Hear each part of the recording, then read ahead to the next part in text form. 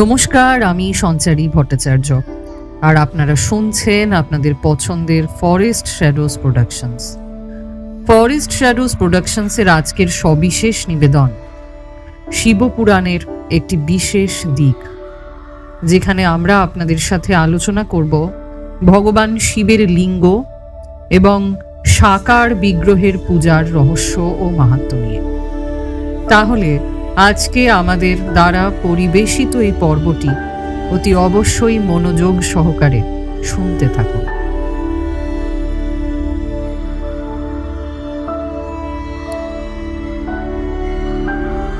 যিনি আদি ও অন্তে নিত্য মঙ্গলময়, যার সমকক্ষ বা তুলনীয় ত্রিভুবনে কেউ নেই, যিনি আত্মার স্বরূপ প্রকাশকারী দেবতা, যার 5টি মুখ এবং যিনি ক্রীড়াচ্ছলে অনায়াসে জগৎ সৃষ্টি, পালন ও সংহার এবং অনুগ্রহ ও তিরোভাব রূপ 5 প্রবল কর্ম সম্পন্ন করেন, সেই সর্বশ্রেষ্ঠ অজর অমর ঈশ্বর অম্বিকাপতি ভগবান শঙ্করকে আমি স্মরণ করি।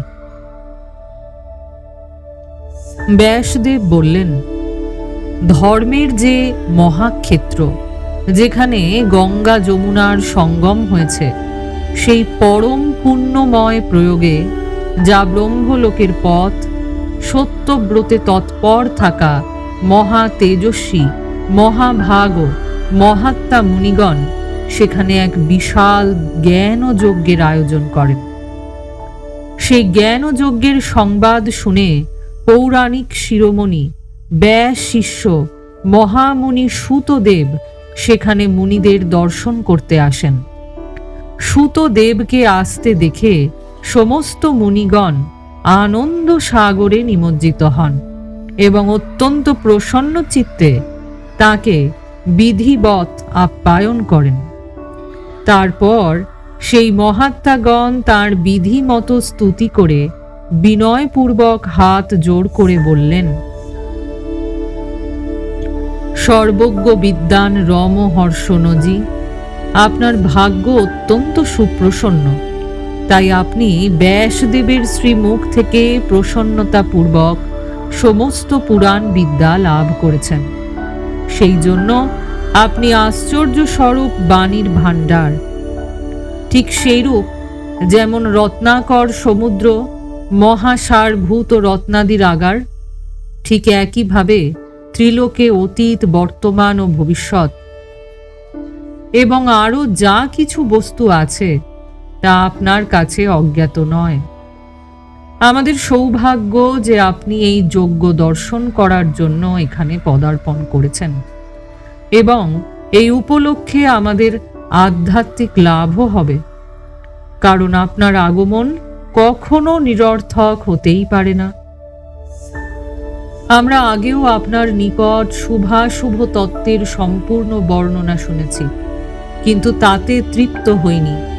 সেটি বারংবার শুনতে ইচ্ছা হয়। শ্রেষ্ঠ বুদ্ধিমান সুতদেব, এখন আমাদের একটি কথাই শোনার আছে। যদি আপনার অনুগ্রহ হয় তাহলে গোপনীয় হলেও আপনি সেই বিষয় আমাদের বর্ণনা করুন। ঘোর কলিযুগ এলে মানুষ পুণ্য কর্ম থেকে দূরে থাকবে, দুরাচারে আবদ্ধ হয়ে পড়বে এবং সত্য কথা থেকে মুখ ফিরিয়ে নেবে, অন্যের নিন্দায় তৎপর হবে, অন্যের ধন আত্মসাৎ করার ইচ্ছা পোষণ করবে, তাদের মন অন্য নারীদের প্রতি আসক্ত হবে এবং তারা অন্যান্য প্রাণীদের হিংসা করতে থাকবে, নিজ শরীরকেই আত্মা মনে করবে।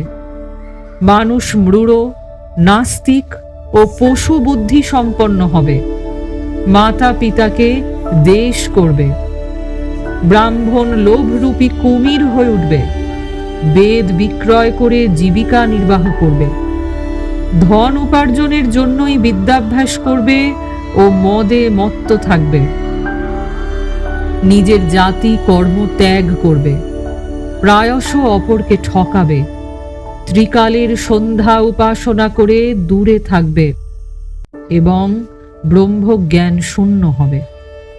ক্ষত্রিয় কুল, স্বধর্ম ত্যাগকারী, কুসঙ্গগ্রস্ত, পাপাচারী এবং ব্যভিচারী হবে।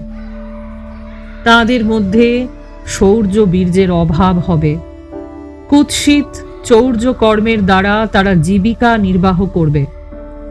শূদ্রের মতন আচরণকারী হবে এবং তাদের চিত্ত কাম বাসনায় ডুবে থাকবে। বৈশ্যরা সংস্কার ভ্রষ্ট, সর্বধর্মত্যাগী, কুপথগামী, অসৎ পথে ধনোপার্জন পরায়ণ এবং বস্তু রোজন ইত্যাদিতে সর্বদাই অসৎ আচরণকারী হবে। এইভাবে শূদ্রগণ ব্রাহ্মণদের আচার আচরণ অনুকরণে তৎপর হবে। তাদের আকৃতি উজ্জ্বল হবে, অর্থাৎ নিজ ধর্মকর্ম ত্যাগ করে উজ্জ্বল বেশভূষা পরিধান করে বিচরণ করবে। তারা স্বভাবতই নিজ ধর্ম ত্যাগকারী হবে। তাদের চিন্তাধারা হবে ধর্মের প্রতিকূল। তারা কুটিল এবং ব্রাহ্মণ নিন্দাকারী হবে। যদি ধনী হয় তাহলে কুকর্মে ব্যাপৃত হবে। বিদ্বান হলে বাদ প্রতিবাদকারী হবে। নিজেদের কুলীন মনে করে চার বর্ণাদির সঙ্গে বৈবাহিক সম্পর্ক স্থাপন করবে। সমস্ত বর্ণকে সম্পর্ক সূত্র দ্বারা ভ্রষ্ট করে দেবে। তারা নিজেদের অধিকার সীমার বহির্ভূত হয়ে দ্বিজোচিত সৎকর্মের অনুষ্ঠান করবে। কলিযুগের নারীগণ প্রায়শ সদাচার ভ্রষ্ট এবং পতি অপমানকারী হবে। শ্বশুর শাশুড়ির সঙ্গে দেশ পোষণ করবে, তাদেরকে বেপরোয়া করবে। কুখাদ্য আহার করবে, কুৎসিত হাব ভাবে তৎপর হবে। তাদের স্বভাব আচরণ অত্যন্ত মন্দ হবে এবং তারা পতি সেবায় সর্বদা বিমুখ থাকবে।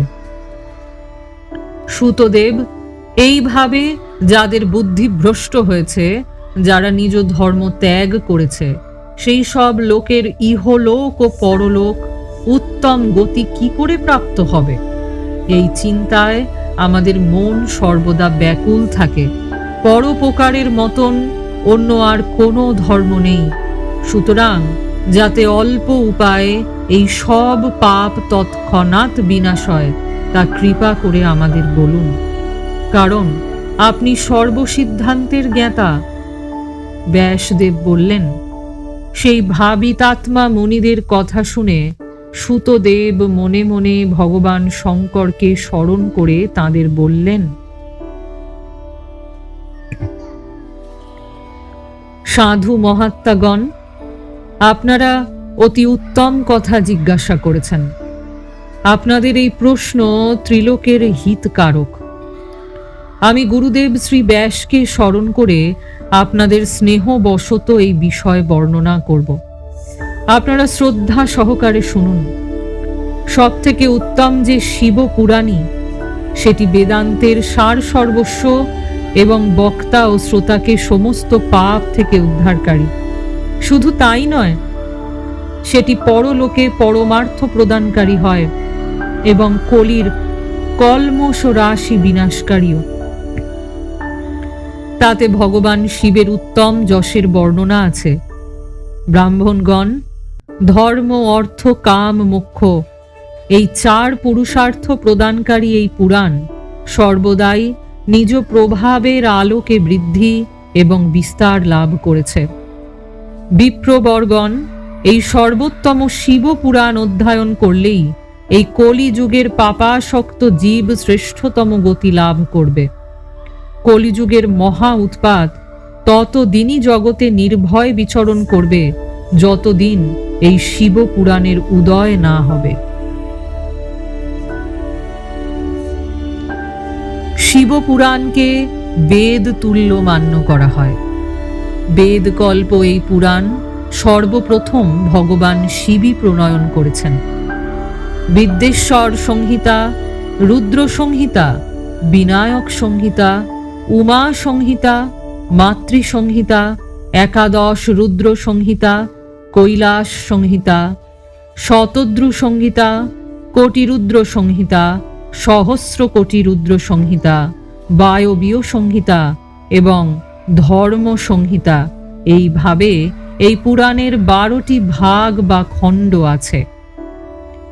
এই দ্বাদশ সংহিতা অত্যন্ত পুণ্যময় বলে মানা হয়।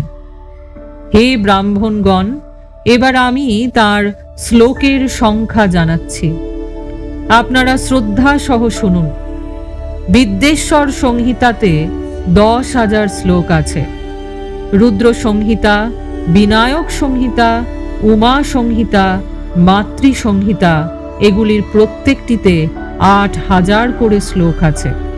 হে ব্রাহ্মণগণ, একাদশ রুদ্র সংহিতাতে 13,000, কৈলাস সংহিতায় 6,000, শতদ্রু সংহিতায় 3,000, কোটি রুদ্র সংহিতায় 9,000, সহস্র কোটি রুদ্র সংহিতায় 11,000, বায়বীয় সংহিতায় 4,000 এবং ধর্ম সংহিতায় 12,000 শ্লোক আছে। এইভাবে মূল শিবপুরাণের শ্লোক সংখ্যা প্রায় 1,00,000 দাঁড়ায়। কিন্তু ব্যাসদেব তাকে 24,000 শ্লোকে সংক্ষিপ্ত করেছেন। পুরাণাদির ক্রমসংখ্যার বিচারে এই শিবপুরাণের স্থান চতুর্থে। এটি 7টি সংহিতার সমন্বয়ে গঠিত। পূর্বকালে ভগবান শিব শ্লোক ও সংখ্যার দৃষ্টিতে 100 কোটি শ্লোকের একটি পুরাণ গ্রন্থ গ্রথিত করেছিলেন। সৃষ্টির আদিতে নির্মিত সেই পুরাণ সাহিত্য অত্যন্ত বিস্তৃত ছিল। তারপর দাপর ইত্যাদি যুগে দৈপায়ন প্রমুখ মহর্ষিগণ যখন পুরাণকে 18 ভাগে বিভক্ত করেন, সেই সময় সম্পূর্ণ পুরাণের সংক্ষিপ্ত স্বরূপ শুধু 4 লক্ষ শ্লোকে সীমিত করা হয় এবং শিবপুরাণকে 24,000 শ্লোকে প্রতিপাদন করা হয়। এই হলো তার শ্লোকের সংখ্যা। এই বেদতুল্য পুরাণ 7 সংহিতায় বিভক্ত। এর প্রথম সংহিতার নাম বিদ্যেশ্বর সংহিতা, দ্বিতীয় রুদ্র সংহিতা বলে জানতে হবে, তৃতীয়ের নাম শতদ্রু সংহিতা, চতুর্থ কোটিরুদ্র সংহিতা, পঞ্চম উমা সংহিতা, ষষ্ঠ কৈলাস সংহিতা এবং সপ্তমের নাম বায়বীয় সংহিতা। এইভাবে এই 7টি সংহিতা চিহ্নিত হয়েছে। এই 7 সংহিতা দ্বারা যুক্ত দিব্য শিবপুরাণ বেদের তুল্য প্রামাণিক এবং সব থেকে উৎকৃষ্ট গতি প্রদানকারী। এই নির্মল শিবপুরাণ ভগবান শিবের দ্বারাই প্রতিপাদিত। একে শৈব শিরোমণি ভগবান ব্যাস সংক্ষেপে সংকলিত করেছেন। এটি সমস্ত জীব সমুদায়ের উপকারক, ত্রিতাপ নাশকারী, তুলনারহিত এবং সৎ পুরুষদের কল্যাণ প্রদানকারী। এতে বেদান্ত বিজ্ঞানময় প্রধান এবং নিষ্কপট ধর্মের প্রতিপাদন করা হয়েছে। এই পুরাণ ঈর্ষারহিত, অন্তঃকরণযুক্ত বিদ্বানদের জ্ঞাতব্য বস্তু। এতে শ্রেষ্ঠ মন্ত্রসমূহের সংকলন আছে এবং ধর্ম, অর্থ, কাম এই 3 ত্রিবর্গ প্রাপ্তির সাধনারও বর্ণনা আছে। এই উত্তম শিবপুরাণ সমস্ত পুরাণের মধ্যে শ্রেষ্ঠ। বেদ বেদান্তে বেদ্যরূপে প্রকাশিত পরম বস্তু পরমাত্মার মহিমা এতে গীত হয়েছে। যিনি অত্যন্ত শ্রদ্ধা সহকারে এটি পাঠ করেন ও শোনেন, তিনি ভগবান শিবের প্রিয় হয়ে পরম গতি লাভ করেন। ব্যাসদেব বললেন, সূতদেবের কথা শুনে মহর্ষিগণ বললেন, এবার আপনি আমাদের বেদান্ত সার সর্বস্বরূপ অদ্ভুত শিবপুরাণের কথা বলুন। সূতদেব বললেন, মহর্ষিগণ, আপনারা রোগ শোক রহিত কল্যাণময় ভগবান শিবকে স্মরণ করে পুরাণ অগ্রগণ্য শিবপুরাণের যা বেদের সার তথ্য থেকে উদ্ভূত তা শ্রবণ করুন। শিবপুরাণে ভক্তি, জ্ঞান ও বৈরাগ্য এই 3টির প্রীতিপূর্বক আলোচনা করা হয়েছে এবং বেদান্ত বেদ্য সৎ বস্তুর বিশেষ রূপে বর্ণনা করা হয়েছে। এই বর্তমান কল্পে যখন সৃষ্টিকর্ম আরম্ভ হয়েছিল, সেই সময় 6 কুলের মহর্ষিগণ পরস্পর বাদ প্রতিবাদ করে বলতে থাকেন, অমুক বস্তু সব থেকে উৎকৃষ্ট, অমুকটি নয়। তাদের বিবাদ এক মহারূপ ধারণ করে। তখন সকলেই নিজ নিজ শঙ্কা সমাধানের জন্য সৃষ্টিকর্তা অবিনাশী ব্রহ্মার কাছে গমন করেন। ব্রহ্মার কাছে গিয়ে তারা হাত জোড় করে বিনয়পূর্বক বলেন, হে প্রভো, আপনি সমগ্র জগতের ধারণ পোষণকারী এবং সমস্ত কারণে কারণ। আমরা জানতে চাই যে সম্পূর্ণ তত্ত্বের অতীত পরৎপর পুরুষটি কে? ব্রহ্মা বললেন, যেখানে মন সহ বাক্য তাকে না পেয়ে ফিরে আসে এবং যার থেকে ব্রহ্মা, বিষ্ণু, রুদ্র, ইন্দ্রাদি সহ এই সমস্ত জগৎ, সমস্ত ভূত এবং ইন্দ্রিয়াদি সর্বপ্রথমে সৃষ্টি হয়েছে, তিনিই হলেন দেবাদিদেব মহাদেব। তিনিই সর্বজ্ঞ এবং সম্পূর্ণ জগতের প্রভু ও সব থেকে উৎকৃষ্ট। ভক্তির দ্বারাই তার সাক্ষাৎকার লাভ হয়, অন্য কোনো উপায় তার দর্শন সম্ভব নয়। রুদ্র, হরি এবং হর ও অন্যান্য দেবেশ্বর সর্বদা উত্তম ভক্তিভাবে তাকে দর্শন করতে ইচ্ছা করেন। ভগবান শিবে ভক্তি হলে মানুষ ভববন্ধন থেকে মুক্ত হয়ে যায়। দেবতার কৃপা প্রসাদে তার মধ্যে ভক্তি আসে এবং ভক্তির দ্বারাই দেবতার কৃপা প্রসাদ লাভ হয়। তাই তোমরা সকলে ভগবান শঙ্করের কৃপা প্রসাদ লাভ করার জন্য ভূতলে গিয়ে সর্বস্ব সহস্র বছর ধরে অনুষ্ঠিত এক বিশাল যজ্ঞের আয়োজন করো। এই যজ্ঞপতি ভগবান শিবেরই কৃপায় বেদোক্ত বিদ্যার সারভূত সাধ্য সাধনের জ্ঞান হয়ে থাকে। শিবপদ প্রাপ্তি সাধ্য, তার সেবাই সাধন এবং তার প্রসাদে যিনি নিত্য নৈমিত্তিক ইত্যাদি ফলে নিষ্পৃহ হন, তিনি সাধক। বেদোক্ত কর্মের অনুষ্ঠান করে তার মহান ফল ভগবান শিবের চরণে সমর্পণ করে দেওয়াই পরমেশ্বর পদপ্রাপ্তি। সেটি হল শালক্য ইত্যাদি ক্রমে প্রাপ্ত হওয়া মুক্তি। সেই সব পুরুষগণই ভক্তি অনুসারে উৎকৃষ্ট ফল লাভ করেন। সেই ভক্তি সাধন নানা প্রকার, যা সাক্ষাৎ মহেশ্বরেরই প্রতিপাদন করেছেন। তার মধ্যে সারভূত সাধন সংক্ষিপ্ত করে আমি জানাচ্ছি। কানের দ্বারা ভগবানের নাম, গুণ ও লীলাদি শ্রবণ, বাক্য দ্বারা তার কীর্তন এবং মনের দ্বারা তার মনন, এই তিনটিকে মহাসাধন বলা হয়। তাৎপর্য হল যে মহেশ্বরকে শ্রবণ, কীর্তন ও মনন করা উচিত। শ্রুতির এই বাক্য আমাদের সকলের জন্যই প্রামাণ্য। এই সাধনায় সম্পূর্ণ মনোরথের সিদ্ধিতে রত হয়ে আপনাদের পরম সাধ্য প্রাপ্তি হোক।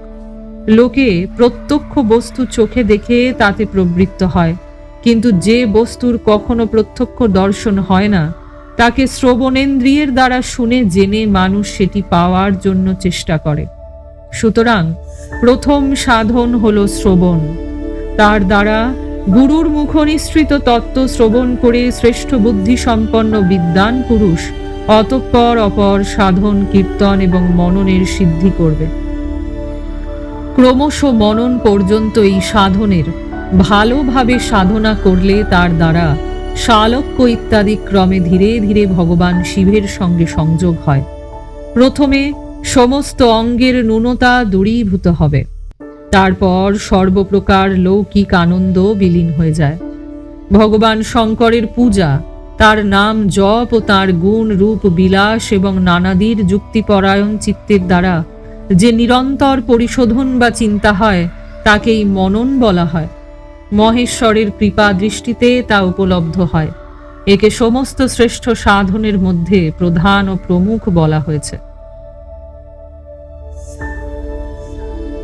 সুতদেব বললেন, মুনীশ্বরগণ, এই সাধনার মাহাত্ম্য বলার প্রসঙ্গে আমি আপনাদের এক প্রাচীন বৃত্তান্ত বর্ণনা করে জানাচ্ছি। মনোযোগ দিয়ে শুনুন। অনেক দিন আগেকার কথা। পরাশর মুনির পুত্র আমার গুরু ব্যাসদেব সরস্বতী নদীর সুন্দর তীরে তপস্যা করছিলেন। সেই তপস্যার দ্বারা তারা মহাফল লাভ করবার দিকে এগিয়ে যাচ্ছিলেন। প্রশস্ত ছিল তাদের দিনলিপি। একদিন সূর্যের ন্যায় তেজস্বী বিমানে যেতে যেতে ভগবান সনত কুমার হঠাৎ সেখানে এসে পৌঁছলেন। তিনি আমার গুরুকে সেখানে দেখলেন। গুরু ধ্যানে মগ্ন ছিলেন। ধ্যানের সমাপ্তিতে তিনি ব্রহ্মপুত্র সনত কুমারকে তার সামনে উপস্থিত থাকতে দেখলেন। তখন শীঘ্রই উঠে তিনি তার চরণে প্রণাম করে তাকে অর্ঘ্য প্রদান করলেন এবং বসবার জন্য সুন্দর আসনও দিলেন। ভগবান সনত কুমার প্রসন্ন হয়ে বিনীতভাবে দাঁড়িয়ে থাকা ব্যাসদেবকে গম্ভীরভাবে বললেন, মুনে, তুমি সত্য বস্তুর চিন্তা করো। সেই সত্য পদার্থই হল শিব, যিনি তোমার সাক্ষাৎকারের বিষয় হবেন। ভগবান শঙ্করের শ্রবণ, কীর্তন, মনন, এই তিনটিকে মহত্তর সাধন বলা হয়। এই তিনটি বেদ সম্মত। পূর্বকালে আমি অন্যান্য সাধনার সম্ভ্রমে পড়ে ঘুরে ঘুরে মন্দাচলে গিয়ে পৌঁছাই এবং সেখানে তপস্যায় ব্রত হই। তারপর মহেশ্বর শিবের আদেশে ভগবান নন্দিকেশ্বর সেখানে আসেন। আমার উপর তার অত্যন্ত কৃপা ছিল। সবাকার সাক্ষী এবং শিব অনুচরদের প্রভু ভগবান নন্দিকেশ্বর আমাকে স্নেহপূর্বক মুক্তির উত্তম সাধন জানাতে বললেন। ভগবান শঙ্করের শ্রবণ, কীর্তন, মনন, এই তিনটি সাধন বেদ সম্মত এবং মুক্তির সাক্ষাৎ কারণ। স্বয়ং ভগবান শিব আমাকে এই কথা বলেছেন। সুতরাং ব্রাহ্মণ, তুমি শ্রবণ ইত্যাদি তিনটি সাধনার অনুষ্ঠানই করো। ব্যাসদেবকে বারংবার এই কথা বলে ব্রহ্মপুত্র সনত কুমার অনুগামী সহ পরম সুন্দর ব্রহ্মধামে চলে গেলেন। আমি পূর্বকালের এই উত্তম বৃত্তান্ত তোমাকে সংক্ষেপে বর্ণনা করলাম। ঋষি বললেন, হে সুতদেব, শ্রবণ ইত্যাদি তিন সাধনের দ্বারা মুক্তির উপায় আপনি বলেছেন। কিন্তু যারা শ্রবণাদি তিন সাধনাতেই অসমর্থ, তারা কোন উপায় অবলম্বন করে মুক্তি লাভ করবে? যত্ন ব্যতি রেখেই কোন সাধনভূত কর্মের দ্বারা মোক্ষ লাভ সম্ভব?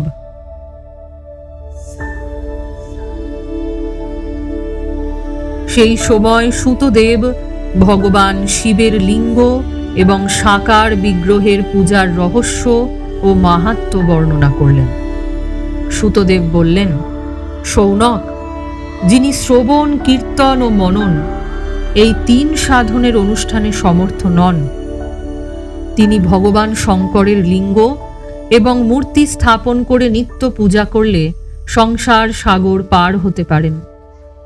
ছল কপটতা না করে নিজ সামর্থ্য অনুসারে ধনরাশি সেই শিবলিঙ্গ বা শিবমূর্তিতে উৎসর্গ করবে। সেই সঙ্গে নিরন্তর ওই লিঙ্গ এবং মূর্তির পূজাও করবে। তার জন্য ভক্তিভাবে মণ্ডপ, গোপুর, তীর্থ, মঠ এবং ক্ষেত্র স্থাপন করবে ও উৎসবের আয়োজন করবে। গন্ধ, বস্ত্র, পুষ্প, ধূপ, দীপ এবং শাক ইত্যাদি ব্যঞ্জন দ্বারা নানা প্রকার অন্ন ব্যঞ্জন নৈবেদ্য রূপে সমর্পণ করবে। ছত্র, ধ্বজা, ব্যজন, চামর ও অন্যান্য রাজোপচারের মতন সব জিনিস ভগবান শিবের লিঙ্গ এবং মূর্তিতে অর্পণ করবে। প্রদক্ষিণ, প্রণাম এবং যথাশক্তি জপ করবে। আবাহন থেকে বিসর্জন পর্যন্ত সমস্ত কাজ প্রত্যহ ভক্তিভাবে সম্পন্ন করবে। এইভাবে শিবলিঙ্গ অথবা শিবমূর্তিতে ভগবান শঙ্করের পূজনকারী ব্যক্তি শ্রবণ ইত্যাদি সাধনের অনুষ্ঠান না করলেও ভগবান শিবের প্রসন্নতায় সিদ্ধি লাভ করেন। আগে বহু মহাত্মা ব্যক্তি শিব ও শিবমূর্তির পূজার দ্বারাই ভববন্ধন থেকে মুক্ত হয়ে গিয়েছেন। ঋষিগণ জিজ্ঞাসা করলেন, সর্বত্র মূর্তিতেই দেবতাদের পূজা করা হয়, কিন্তু ভগবান শিবের পূজা মূর্তিতে এবং লিঙ্গেও কেন করা হয়? সুতদেব বললেন, মনীশ্বরগণ, তোমাদের এই প্রশ্ন অত্যন্ত পবিত্র এবং রহস্যময়। মহাদেবী এই বিষয় বলতে পারেন। অন্য কোনো পুরুষ কখনো কোথাও এটি প্রতিপাদন করতে পারেন না। এই প্রশ্নের সমাধানের জন্য ভগবান শিব যা বলেছিলেন এবং আমার গুরুদেবের মুখে যেমন শুনেছি সেটিই ক্রমশ বর্ণনা করছি। ভগবান শিবই একমাত্র ব্রহ্মরূপ হওয়ায় তাকে নিষ্কল অর্থাৎ নিরাকার বলা হয়। রূপবান হওয়ায় তাকে সকলও বলা হয়। তাই তিনি সকল এবং নিষ্কল দুই। শিব নিষ্কল, নিরাকার হওয়ায় তার পূজার আধারভূত লিঙ্গ নিরাকার অর্থাৎ শিবলিঙ্গ শিবের নিরাকার স্বরূপেরই প্রতীক। তেমনি শিব সকল বা সাকার হওয়ায় তার পূজার আধারভূত বিগ্রহে সাকার রূপ। সকল এবং অকল এবং অঙ্গ আকার থেকে সর্বতোভাবে রহিত রূপ হওয়াতেই তিনি ব্রহ্ম শব্দ দ্বারা কথিত পরমাত্মা। এই জন্যই সকলে লিঙ্গ এবং মূর্তি দুয়েতেই ভগবান শিবের পূজা অর্চনা করে থাকেন।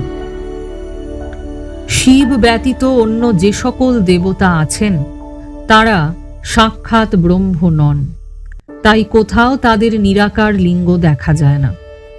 পূর্বকালে প্রাজ্ঞ ব্রহ্মপুত্র সনত কুমার মন্দরাচলে নন্দিকেশ্বরকে এইরূপ প্রশ্নই করেছিলেন।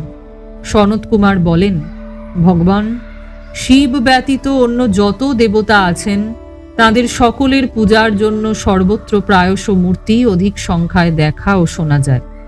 কেবল ভগবান শিবের পূজাতেই লিঙ্গ ও মূর্তি দুটিরই ব্যবহার দেখা যায়। সুতরাং কল্যাণময় নন্দিকেশ্বর, এই বিষয়ে যে তত্ত্ব কথা আছে তা আমাকে ভালোভাবে বুঝিয়ে বলুন। নন্দিকেশ্বর বললেন, নিষ্পাপ ব্রহ্মকুমার, আপনার এই প্রশ্নের উত্তর আমাদের মতন লোকের পক্ষে দেওয়া সম্ভব নয়, কারণ এটি গোপনীয় বিষয় এবং লিঙ্গ সাক্ষাৎ ব্রহ্মের প্রতীক। তবু আপনি শিব ভক্ত হওয়ায় ভগবান শিব এই বিষয়ে যা বলেছেন তা আপনাকে বলছি। ভগবান শিব ব্রহ্মস্বরূপ এবং নিষ্কল অর্থাৎ নিরাকার, তাই তাঁর পূজাতেই নিষ্কল লিঙ্গের ব্যবহার হয়। সমস্ত বেদের এই মত। সনত কুমার বললেন, মহাভাগ ও যোগীন্দ্র, আপনি ভগবান শিব এবং অন্যান্য দেবতাদের পূজায় লিঙ্গ ও মূর্তি প্রচারের যে রহস্য বিভাগপূর্বক বলেছেন তা অতি অবশ্যই সঠিক। তাই লিঙ্গ এবং মূর্তি ইত্যাদি উৎপত্তির যে উত্তম বৃত্তান্ত তা আমি এখন শুনতে চাই। লিঙ্গের প্রাকট্য রহস্য সূচিতকারী সমস্ত বিষয়টি এ প্রসঙ্গে আমাকে জানান। এর উত্তরে নন্দিকেশ্বর ভগবান মহাদেবের নিষ্কল স্বরূপ লিঙ্গের আবির্ভাবের প্রসঙ্গ বর্ণনা করলেন। তিনি ব্রহ্মা ও বিষ্ণুর বিবাদ, দেবতাদের উদ্বেগ, তাদের দিব্য কৈলাস শিখরে গমন, চন্দ্রকেশর মহাদেবের স্তব করা এবং দেবতাদের দ্বারা প্রেরিত হয়ে মহাদেবের ব্রহ্মা ও বিষ্ণুর বিবাদ স্থলে আগমন ও উভয়ের মধ্যে নিষ্কল আদি অন্তর্হিত ভীষণ অগ্নিস্তম্ভের রূপে তাঁর আবির্ভাব ইত্যাদির প্রসঙ্গের কথা বলেন। তারপর শ্রী ব্রহ্মা ও বিষ্ণু উভয়ের দ্বারা সেই জ্যোতির্ময় স্তম্ভের উচ্চতা ও গভীরতা পরিমাপের চেষ্টা এবং কেতকী পুষ্পের সাপ ও বরদান ইত্যাদি প্রসঙ্গ শোনান।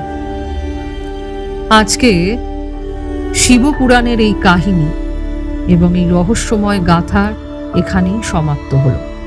পরবর্তী পর্বে আমরা মহেশ্বরের ব্রহ্মা এবং বিষ্ণুকে নিজের নিষ্কল এবং সকল স্বরূপের পরিচয় দান প্রসঙ্গে লিঙ্গ পূজার মাহাত্ম্য কি সেই বিষয়টি জানাব। আশা করি আমাদের আজকের এই পরিবেশনা আপনাদের সকলের মনোগ্রাহী হয়েছে। আমরা আগেও বলেছি, আবারও বলছি, বিষ্ণু পুরাণ এবং শিব পুরাণের এমন সব রহস্যময় কাহিনী আমরা আপনাদের সামনে তুলে ধরতে থাকব।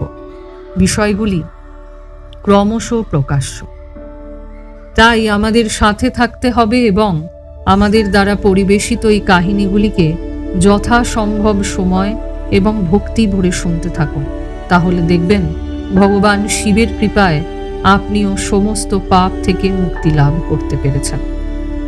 এখনো পর্যন্ত যারা আমাদের ফরেস্ট শ্যাডোজ প্রোডাকশনসকে সাবস্ক্রাইব করে উঠতে পারেননি, তারা আমাদের সাবস্ক্রিপশন বাটনের পাশে থাকা বেল আইকনটিকে প্রেস করে আমাদের চ্যানেলটিকে সাবস্ক্রাইব করতে কিন্তু একেবারেই ভুলবেন না। তাহলে শুনতে থাকুন এই শিব পুরাণের মাহাত্ম্যকে। আসব খুব শীঘ্রই। ততক্ষণ পর্যন্ত আমাদের সাথে থাকুন আর আমাদের পূর্বে পরিবেশিত যে কাহিনীগুলি রয়েছে সেগুলি মনোযোগ সহকারে শুনতে থাকুন। আপনাদের মূল্যবান মতামত আমাদের অতি অবশ্যই গ্রহণযোগ্য বলে বিবেচিত হবে। তাহলে শুনতে থাকুন আপনাদের পছন্দের ফরেস্ট শ্যাডোজ প্রোডাকশনস, কারণ আমরা বিশ্বাস করি ছায়ারাও যে আমাদেরই সঙ্গী। নমস্কার।